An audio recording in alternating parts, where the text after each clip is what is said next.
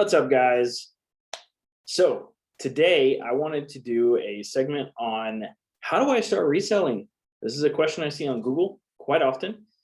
So I wanted to address it and give you guys like a really quick fast track way to start a quick reselling business or side gig, whatever you want to call it. But before we do that, guys, if you guys could please smash the like button, hit the subscribe button, and ring that bell.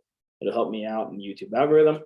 And I appreciate you guys so much. So how do we start a reselling business, guys? So a lot of people think that to start a reselling business, you need to go out and find stuff, right? Like go searching for different things that like TJ Maxx and thrift stores and places like this, right? That's what a lot of people think, when honestly you don't have to.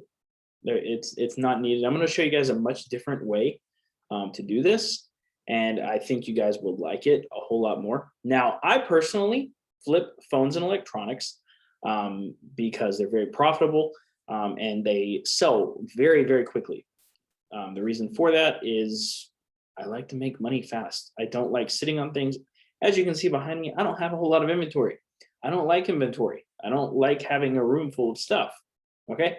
So what I'm going to show you guys here real quick is I'm going to show you, number one, how to post an ad and get somebody to message you about selling a device or whatever you're looking to buy and sell. This goes with anything, right? So once you post that ad, you're going to probably get a few messages. Okay.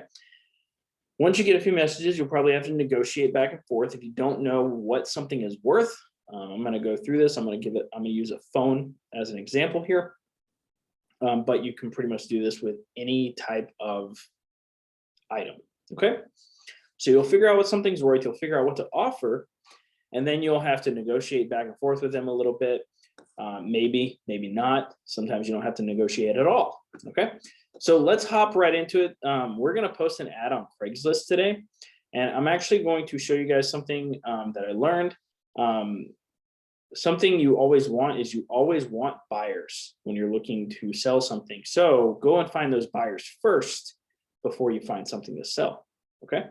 So let's hop into Craigslist, and I'm going to show you guys how to find items to sell. So let's go to Craigslist.org.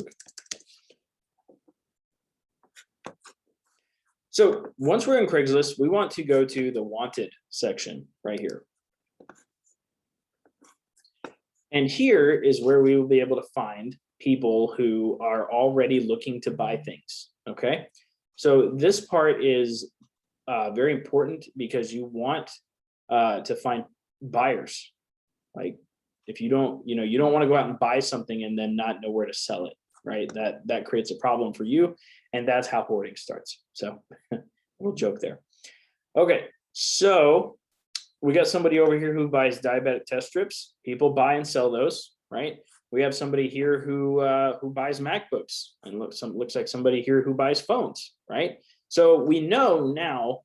Oh, we got somebody over here who buys RVs on the spot. We have somebody here who buys gold, silver, all kinds of stuff, right? So we have people looking to buy RVs. We have people looking to buy MacBooks, phones, and diabetic test strips. So we now have 4 different things in our local area that we know that we could buy that we have sellers for. Okay. So you also have the option to use online resources like eBay. Okay. So if we go to eBay, let's hop over to ebay.com. You can sell pretty much anything on eBay. So let's use a phone, for example, right? Let's just say somebody wants to sell me, I don't know, an iPhone 11 Pro Max cracked. Okay, so let's look that up. So iPhone 11 Pro Max, and let's just type in cracked. Okay, and let's just say it's with T-Mobile. So this is just for phones. Specifically, if you're doing any other type of item, you would want to do the same thing just with that specific item, right? Okay, so now we see a couple of devices here, right?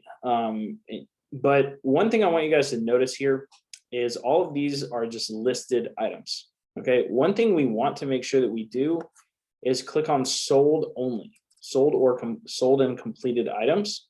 Okay, and now we have this green right here means that this item actually was sold. So listings mean nothing. You only want to go off the sold listings because those are the most accurate. Okay, and then what you want to do is you want to find an apples to apples comparison of an item. Okay, if you can't find 3 of an item that sell around the same price, I do not recommend selling that item. Okay, so I'm only using phones because it's probably the easiest one to do, to be honest with you. Okay, so we have an 11 Pro Max T-Mobile clean IMEI cracked front and back here that sold for 300. We have an 11 Pro Max that's clean and cracked for 379. We have one here again. This one's cracked back for 399. This one is a cracked glass for 300. So this one's 300, right? Then we saw another one up here that had a cracked screen for 300, just like that, right? And then let's see if we can find one more apples to apples. All right, so this one's cracked too. So we know for sure this device is going to sell for 300 or above. We know this, okay? So one thing, I'm not finding a whole lot of like apples to apples here. Like I'm seeing 300 to 350 typically right here. So I'm going to assume that, you know, I'll definitely be able to sell this device for 300. So I like to make 30 to 40% margins on the items that I buy. Okay, the reason for that is because I take all the risk whenever I go to sell it, and I don't want to lose money. Okay, so on a $300 item, let's just say that the general rate of selling items on eBay is 13%. For me, it's about 8.9 with these devices. So if we pull up a calculator, we pull up, where's the calculator at? There we go. Let me share calculator screen with you guys. Yep. Okay, so if we were to sell it for, let's say 300, right? And we want to make 30, let's say a 30% profit margin, right? So we also need to factor in the eBay fees here first. So let's go to 300 and we want to factor in those eBay fees. So those are 30, that's 13%. So 300 minus 39. So 300 minus 39 equals 261. Now I want to make a 30 to 40% profit margin. So let's do 30%. So we're going to do times 0.30, just like that. So that's $78. So it's 261 minus 78. 261 minus 78. So we can offer around $180 for this device and still make a substantial profit on it. Now you can do this with any device, okay, or any type of item. It's basically the same process over and over again. You find something, make sure there's multiple of it selling or already have a buyer, right? Now comes where you're going to have to probably negotiate with the person. One thing I like to do all the time when I'm negotiating with somebody on price is I'll tell them, I'll always blame a third party. Now, this is legitimate. You can also tell them what you're doing. You know, you can say, I buy and resell this, that, and all of this, right? And this is how I make a profit on these things. A lot of the times people will understand that, guys. Like, I can't tell you how many times I've actually told somebody that and they were like, oh, okay, that makes sense. You know, like they realize that you have to make money too. Okay.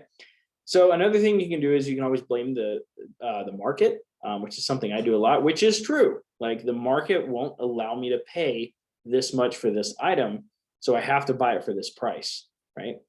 So that's what you would do. And like I said, there's multiple places to sell. Have a buyer, right?